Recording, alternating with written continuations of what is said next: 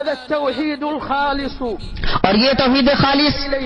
جس کی طرف انبیاء نے دعوت دی کہ صرف اللہ کی عبادت کی جائے، یہی لا الہ الا اللہ کی گواہی کا معنی و مفہوم ہے۔ اللہ کا فرمان ہے تم سب کا معبود ایک ہی معبود ہے،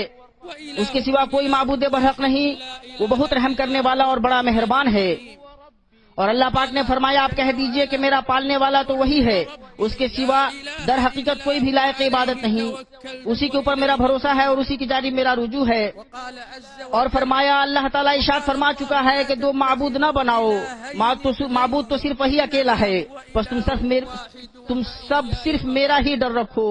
آسمانوں میں اور زمین میں جو کچھ ہے سب اسی کا ہے اور اسی کی عبادت لازم ہے، کیا پھر تم اس کے سوا اوروں سے ڈرتے ہو؟ تمہارے پاس جتنی بھی نعمتیں ہیں سب اسی کی دی ہوئی ہے، اب جب بھی تمہیں کوئی مصیبت پیش آئے تو اسی کی طرف نالہ و فریاد کرتے ہو، اور جہاں اس نے وہ مصیبت تم سے دفع کر دی تم میں سے کچھ لوگ اپنے رب کے ساتھ شرک کرنے لگ جاتے ہیں کہ ہماری دی ہوئی نعمتوں کی ناشکری کریں۔ اچھا کچھ فائدہ اٹھا لو، آخرکار تمہیں معلوم ہو ہی جائے گا۔ اس گواہی کے پائے جانے کے ساتھ اس بات کی گواہی کہ محمد اللہ کے رسول ہیں، اس سے کامیابی و نجات حاصل ہوتی ہے، بئی طور کہ آپ کا حکم مانا جائے، آپ کی خبر کی تصدیق کی جائے اور آپ کی ہی لائی ہوئی شریعت کے مطابق اللہ کی عبادت کی جائے۔ اللہ نے آپ کو تمام لوگوں کے لیے مبعوث کیا کہ آپ انہیں اندھیروں سے نکال کر روشنی میں اور گمراہی سے نکال کر ہدایت میں لائیں۔ اللہ کا فرمان ہے ہم نے آپ کو تمام لوگوں کے لیے خوشخبریاں سنانے والا اور ڈرانے والا بنا کر بھیجا ہے۔ اور اللہ تعالیٰ کا فرمان ہے اے نبی یقیناً ہم نے ہی آپ کو رسول بنا کر گواہیاں دینے والا، خوشخبریاں سنانے والا، آگاہ کرنے والا بھیجا ہے، اور اللہ کے حکم سے اس کی طرف بلانے والا اور روشن چراغ۔ آپ مومنوں کو خوشخبری سنا دیجئے کہ ان کے لیے اللہ کی طرف سے بہت بڑا فضل ہے۔ مومنوں تمہارا رب تمہیں بڑے فضل کی بشارت سناتا ہے، اس کا فرمان ہے اور ایمان والوں اور نیک عمل کرنے والوں کو ان جنتوں کی خوشخبریاں دو جن کے نیچے نہریں بہ رہی ہیں۔ اور فرمایا اور جو لوگ ایمان لائیں اور نیک کام کریں وہ جنتی ہیں جو جنت میں ہمیشہ رہیں گے۔ بلا شبہ ایمان کئی ارکان پر مبنی ہے، ان کی وضاحت اللہ کے نبی صلی اللہ تعالی علیہ وسلم نے اپنے اس قول سے کی ہے تم ایمان لاؤ اللہ پر، اس کے فرشتوں پر، اس کی کتابوں پر، یوم آخرت پر اور تقدیر کے اچھی اور بری ہونے پر۔ اسی طرح اپنے ارکان اسلام کو اس قول میں بیان فرمایا اسلام یہ ہے کہ تم گواہی دو کہ اللہ کے سوا کوئی معبود برحق نہیں اور محمد اللہ کے رسول ہیں، نماز قائم کرو، زکوٰۃ ادا کرو، رمضان کے روزے رکھو، اور اگر استطاعت ہو تو بیت اللہ کا حج کرو۔ وتصوم رمضان وتحج البيت إن استطعت إليه سبيلا۔ نماز شہادتین کے بعد اسلام کے عظیم ترین ارکان میں سے ہے، یہ وہ عمل ہے جو اسلام پر دلالت کرتا ہے اور یہ انسان اور اس کے رب کے بیچ کا رشتہ ہے۔ اس کے اندر بندہ اپنے معبود اور خالق سے سرگوشی کرتا ہے۔ اللہ تعالیٰ کا فرمان ہے اور نماز قائم کریں، یقیناً نماز بے حیائی اور برائی سے روکتی ہے۔ بے شک اللہ کا ذکر بہت بڑی چیز ہے، تم جو کچھ کر رہے ہو اس سے اللہ خبردار ہے۔ اور اللہ سبحانہ نے فرمایا نماز کو قائم کریں آفتاب کے ڈھلنے سے لے کر رات کی تاریکی تک، اور فجر کا قرآن پڑھنا بھی، یقیناً فجر کے وقت کا قرآن پڑھنا حاضر کیا گیا ہے۔ اور فرمایا اور جو لوگ کتاب کے پابند ہیں اور نماز کی پابندی کرتے ہیں ہم ایسے لوگوں کا جو اپنی اصلاح کریں ثواب ضائع نہ کریں گے۔ جہاں تک زکوٰۃ کی بات ہے تو یہ مال کے تھوڑے حصے کو نکال کر ہوتی ہے اللہ کی رضا جوئی اور فقیروں کی دلجوئی کے لیے، اللہ کی رضا جوئی اور فقیروں کی دلجوئی کے لیے، اور ان عام منافع میں حصہ داری نبھا کر جن کا ذکر زکوٰۃ کے مصارف میں کیا گیا ہے۔ اللہ تعالیٰ کا فرمان ہے تم نمازیں قائم رکھو اور زکوٰۃ دیتے رہا کرو، اور جو کچھ بھلائی تم اپنے لیے آگے بھیجو گے سب کچھ اللہ کے پاس پالو گے، بے شک اللہ تعالیٰ تمہارے اعمال کو خوب دیکھ رہا ہے۔ اور فرمایا اللہ عز و جل نے نماز کی پابندی کرو، زکوٰۃ ادا کرو اور اللہ تعالیٰ کے رسول کی فرمانبرداری میں لگے رہو تاکہ تم پر رحم کیا جائے۔ اسی طرح كما أن اسی طرح اس دین کے ارکان میں سے ماہ رمضان کے روزے ہیں۔ هذا الدين اللہ تعالیٰ کا فرمان ہے، شهر اے ایمان والو، قال تعالى تم پر روزے رکھنا فرض کیا گیا جس طرح تم سے پہلے لوگوں پر فرض کیے گئے تھے تاکہ تم تقوی اختیار کرو۔ اور پانچواں رکن اللہ کے حرمت والے گھر کا حج ہے، اس کے لیے جو استطاعت رکھتا ہو۔ اللہ جل وعلا کا فرمان ہے، اللہ تعالیٰ کے لیے ان لوگوں پر جو اس کی طرف راہ پا سکتے ہو اس گھر کا حج فرض کر دیا گیا ہے، اور فرمایا حج کے مہینے مقرر ہیں، اس لیے جو شخص ان میں حج لازم کر لے وہ اپنی بیوی سے میل ملاپ، گناہ کرنے اور لڑائی جھگڑے کرنے سے بچتا رہے۔ تم جو نیکی کرو گے اس سے اللہ تعالیٰ باخبر ہے، اور اپنے ساتھ سفر خرچ لے لیا کرو، وہ سب سے بہتر توشہ اللہ تعالیٰ کا تقوی ہے، اور اے عقل مندو مجھ سے ڈرتے رہا کرو۔ اور رسول اللہ صلی اللہ علیہ وسلم نے فرمایا جس نے حج کیا اور کوئی گناہ یا فسق کا کام نہیں کیا تو اپنے گناہوں سے اس دن کی طرح لوٹا جس دن اس کی ماں نے اسے جنم دیا۔ اے مومنو، ہمیں حج کے مناسک میں اپنے نبی کی پیروی کا حکم دیا گیا ہے، جیسا کہ اللہ کے نبی صلی اللہ علیہ وسلم کا فرمان ہے، تم مجھ سے مناسک حج سیکھ لو، بلکہ ہمیں اپنی تمام عبادتوں میں ان کی پیروی کرنے اور ان کے طریقے اور راستے پر چلنے کا حکم دیا گیا، اور اللہ نے اسی پر اپنی محبت مرتب کی، اور اللہ تعالیٰ نے اسی پر اپنی محبت مرتب کی۔ اللہ تعالیٰ نے فرمایا کہہ دیجئے اگر تم اللہ تعالیٰ سے محبت رکھتے ہو تو میری تابعداری کرو، خود اللہ تعالیٰ تم سے محبت کرے گا اور تمہارے گناہ معاف فرما دے گا۔ اور اللہ سبحانہ نے فرمایا یقیناً تمہارے لیے رسول اللہ میں عمدہ نمونہ موجود ہے، ہر اس شخص کے لیے جو اللہ تعالیٰ کی اور قیامت کے دن کی توقع رکھتا ہے اور بکثرت اللہ تعالیٰ کی یاد کرتا ہے۔ نبی صلی اللہ علیہ وسلم کامل ترین اخلاق اور افضل ترین آداب سے آراستہ تھے، جیسا کہ آپ کے رب نے اپنے اس قول سے آپ کا وصف بیان کیا، اور بے شک تو بہت بڑے یعنی عمدہ اخلاق پر ہے، اور فرمایا اللہ کی رحمت کے باعث آپ ان پر نرم دل ہیں۔ ام المومنین عائشہ رضی اللہ عنہا نے آپ کا اخلاق بیان کیا تو فرمایا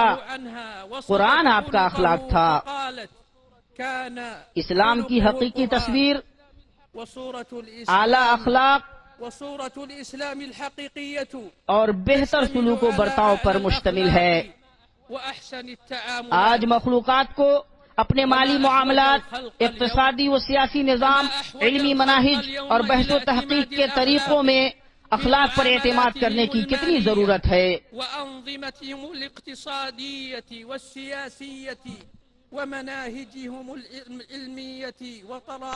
کوئی بھی امت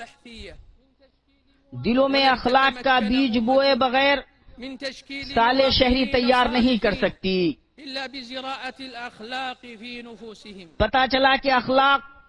حقوق کی حفاظت کرتا ہے، افراد اور معاشروں کو کامل ترین منہج پر قائم رکھتا ہے۔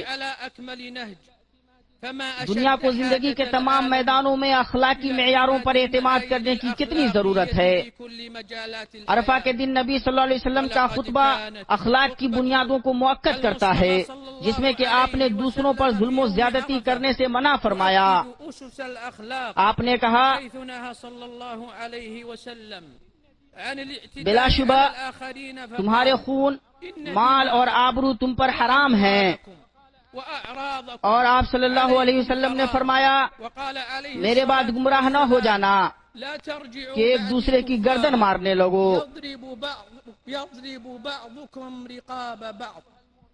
اور یہ اے مومنو اس دین اسلام کے محاسن میں سے ایک ہے جو اخلاق فاضلانہ پر ابھارنے کے لیے آیا ہے۔ صحیحین میں ہے کہ آپ صلی اللہ علیہ وسلم نے فرمایا تم میں سب سے اچھے وہ ہیں جو اخلاق میں سب سے اچھے ہیں۔ جس سے دین اسلام کا فضل، اس کی شریعت کا کمال اور اس کے مقاصد کی بلندی ظاہر ہوتی ہے۔ یہ دین مصالح کی حفاظت کرتا ہے اور مفاسد کو ختم کرتا ہے، اور کائنات کی تعمیر اور مخلوقات کو نفع پہنچانے کی دعوت دیتا ہے۔ مسلمانوں کے درمیان بھائی چارہ اور آپس میں محبت کو رحمت کے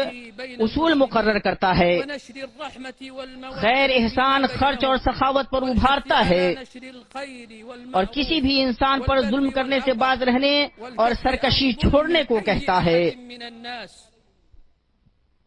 وترك العدوان اسی عليهم لیے امت مسلمہ ولقد كانت ایک امت ہے الإسلام جو کتاب و سنت پر اعتماد کرتے ہوئے تجتمع على خواہشات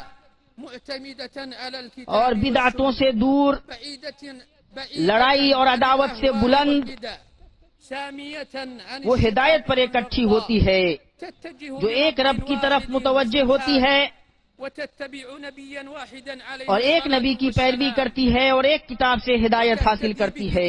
اور وہ کتاب قرآن ہے، ایک ہی رخ ہو کر نماز پڑھتی ہے اور وہ کعبہ ہے، اور ایک ہی گھر کا حج کرتی ہے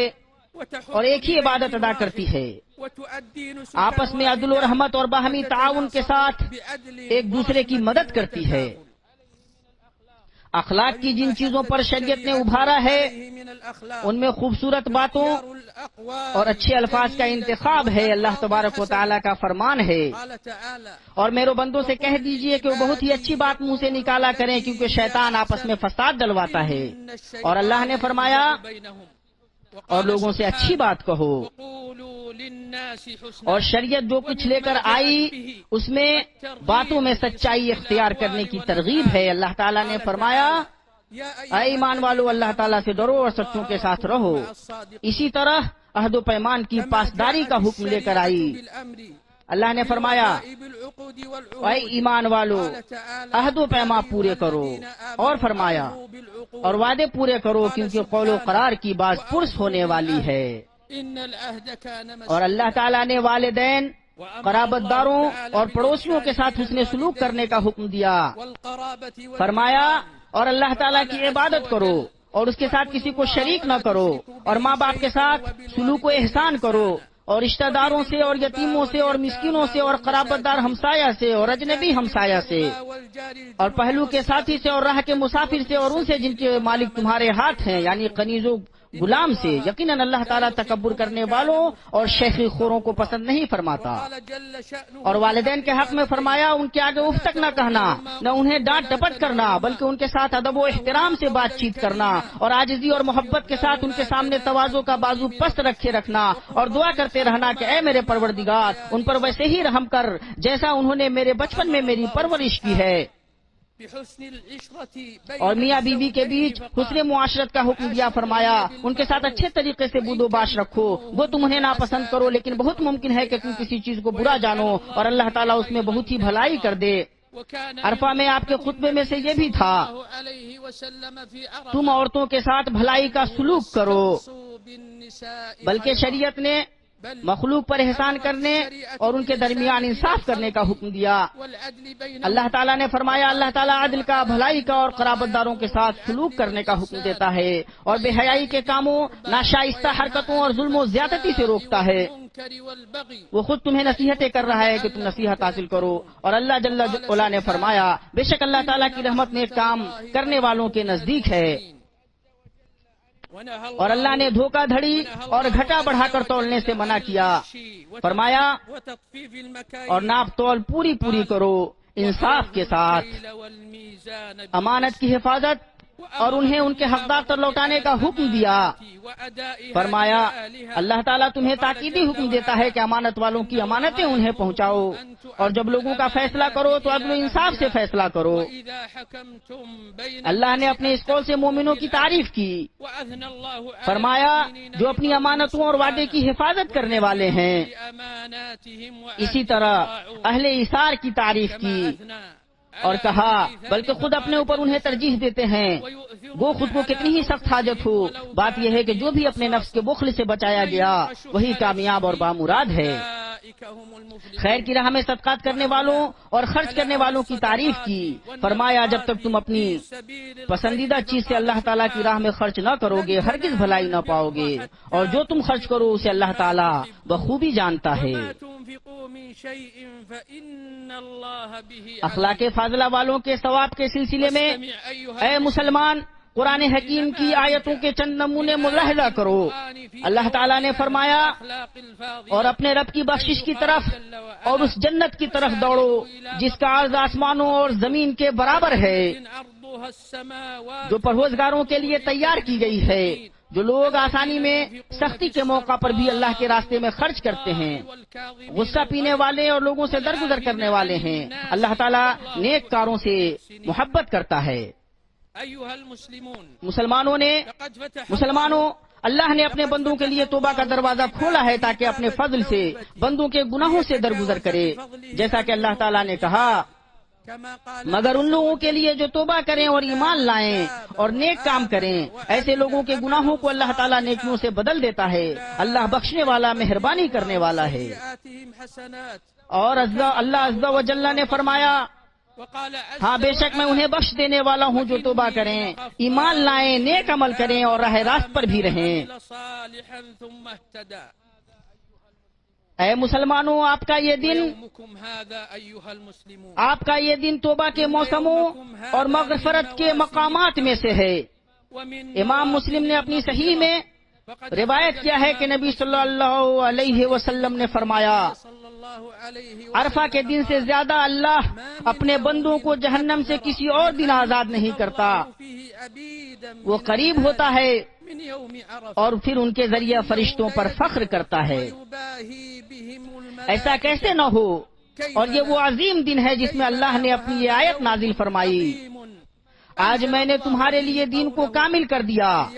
اور تم پر اپنا انعام بھرپور کر دیا اور تمہارے لیے اسلام کے دین ہونے پر رضامند ہو گیا۔ اسی جگہ اخلاق مکمل ہو گئے اور عالی فضائل اور پاکیزہ محاسن پر مشتمل شریعت پوری ہو گئی۔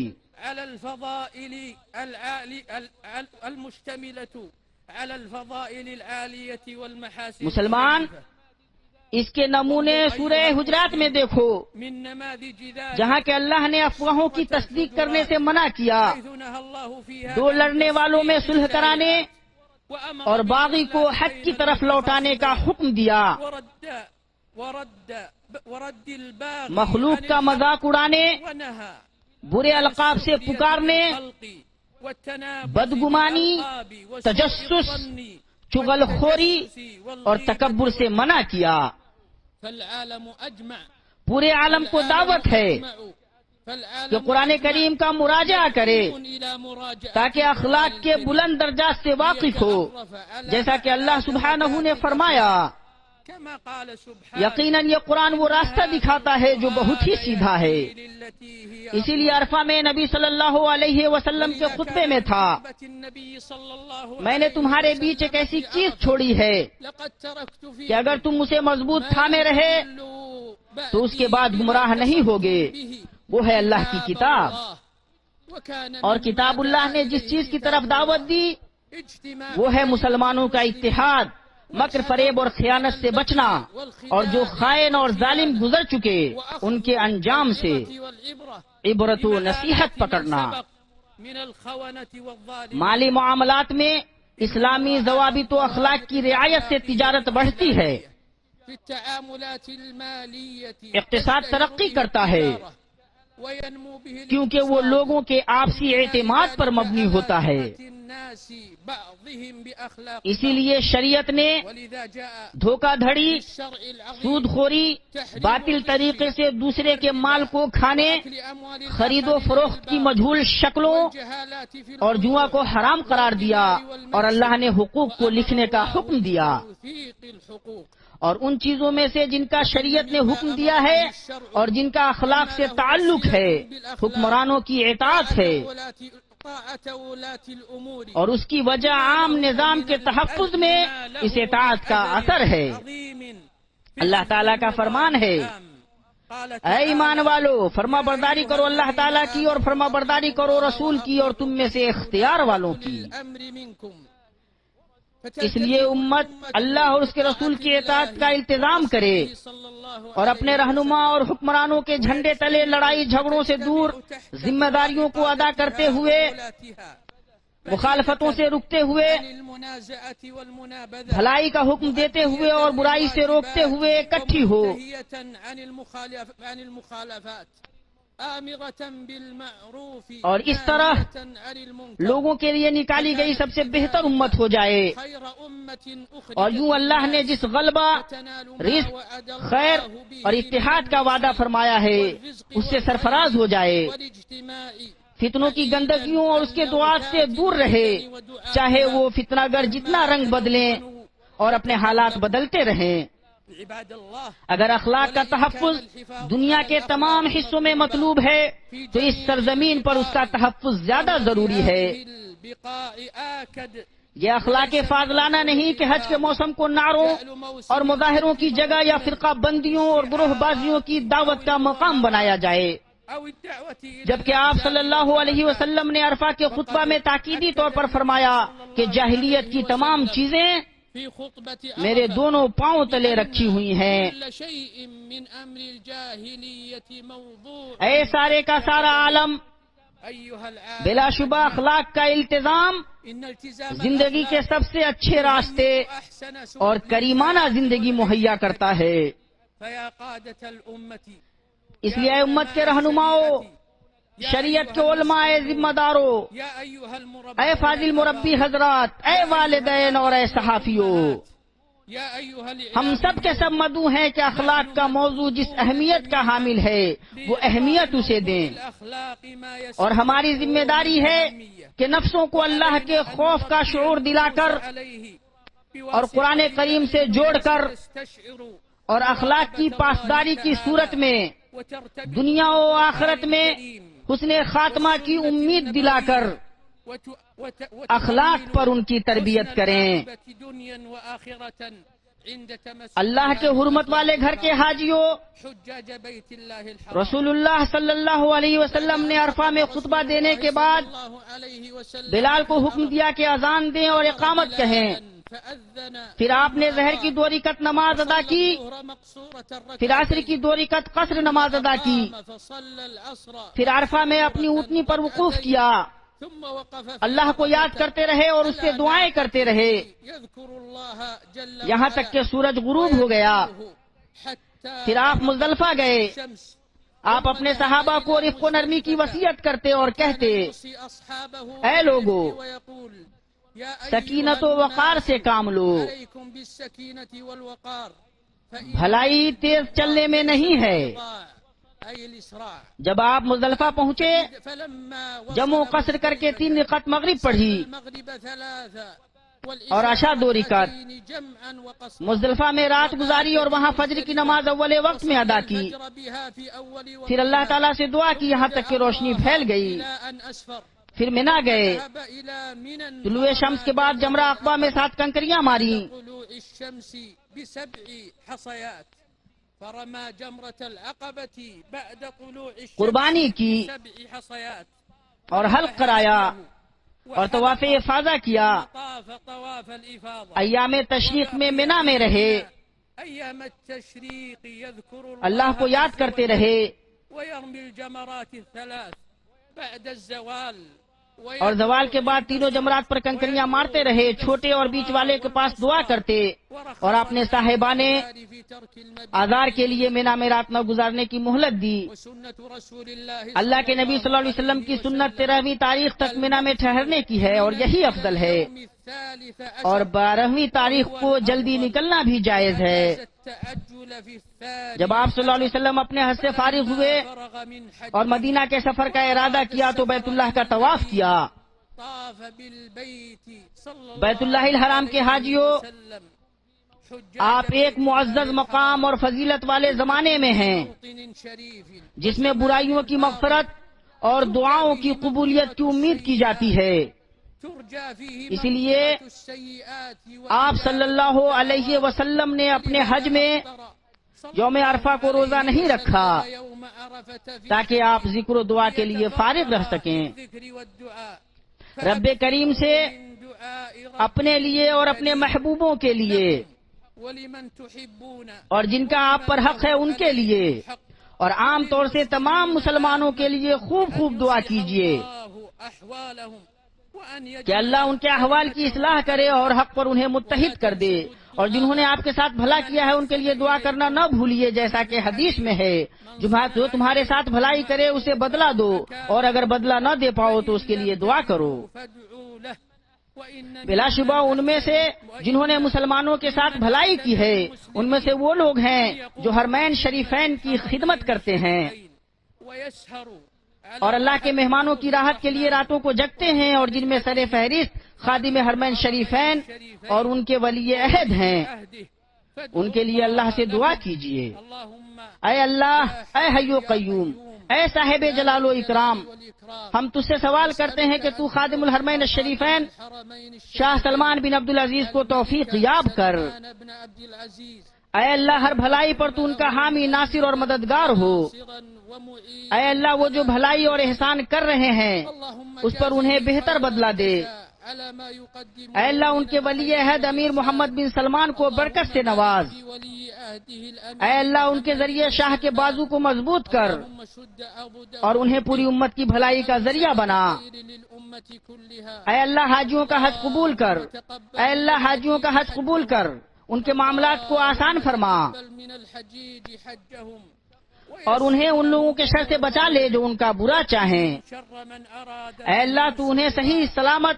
بہرہ مند ان کے ملکوں میں واپس کر دے، عائدهم لبلدان اس حال میں کہ تو نے ان کے گناہ معاف کر دیے قد غفرت ذنوب اور ان کی ضرورتیں پوری کر دیں۔ حوائجه وقضيت اے اللہ، تو مسلم مردوں اور مسلم عورتوں، مومن مردوں اور مومن عورتوں کی مغفرت فرما، المؤمنين ان کے آپسی رشتوں کو جوڑ دے، ان کے دلوں کی اصلاح فرما، وأصلح قلوب ان کے معاملات کی سرپرستی فرما، انہیں ان کے ملکوں میں معمون کر، منهم في أوطانهم اور انہیں سب سے اچھے اقوال، اعمال اور اخلاق کی ہدایت بخش، والأقوال واهدهم اعمال اور اخلاق کی والأقوال ہدایت بخش۔ والأعمال يا ذا پاک ہے آپ کا رب الإكرام جو بہت بڑی عزت والا ہے، اور اس چیز سے جو مشرک بیان کرتے ہیں۔ وسلام پیغمبروں پر سلام ہے، اور سب طرح کی تعریف اللہ کے لیے ہے جو سارے جہان کا رب ہے۔